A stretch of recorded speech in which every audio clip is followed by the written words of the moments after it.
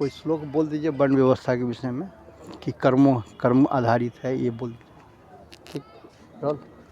अपना नाम बताइएगा। मेरा नाम रितेश झा है।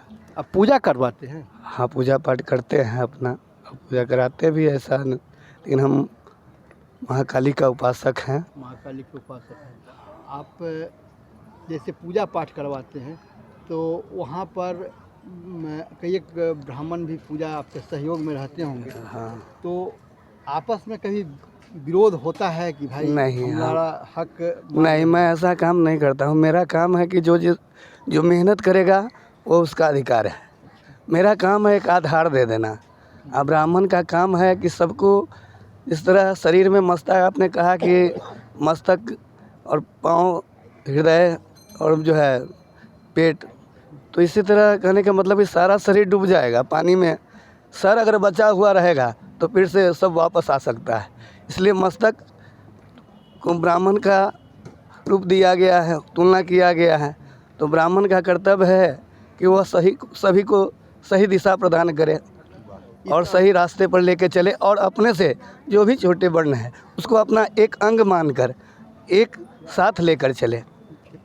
ये जो समाज में एक ही प्रश्न बार बार उठता है, कोई भी अभियान चलाइएगा। अभी कुछ समय 4 दिन पहले की घटना है कि एक सेना बना हुआ है दलितों का, उसके द्वारा एक मनुस्मृति की प्रति जलाने की कोशिश की है। उसके बाद उसका हर्ष बहुत बुरा हुआ। तो ऐसा अभियान लोग इसलिए कर रहे हैं कि कुछ ग्रंथ में अटपटी बातें लिखी गई जो वैदिक कालीन नहीं है। समझने का अपना अपना तरीका है। वो अगर सही दिशा में अगर सही सोच रखते तो ऐसा नहीं करते। वो इसका विपरीत सोच रखे, नेगेटिव सोच रखे, तो उसका प्रतिक्रिया उनके अंदर नेगेटिव ही होगा। और सही दिशा उनको सही दिया जाता है तो ऐसा नहीं करते। आज जो आप अपने घर से सुधार करने चले हैं, जोड़ने चले हैं कि एक हो, ताकि समाज को बल मिले और समाज में छुआछूत नहीं हो, इसके लिए ये अभिमान। देखिए, कर्म की जाति है, मानव का कोई जाति नहीं है। शास्त्र भी कहता है कि मानव एक जाति है।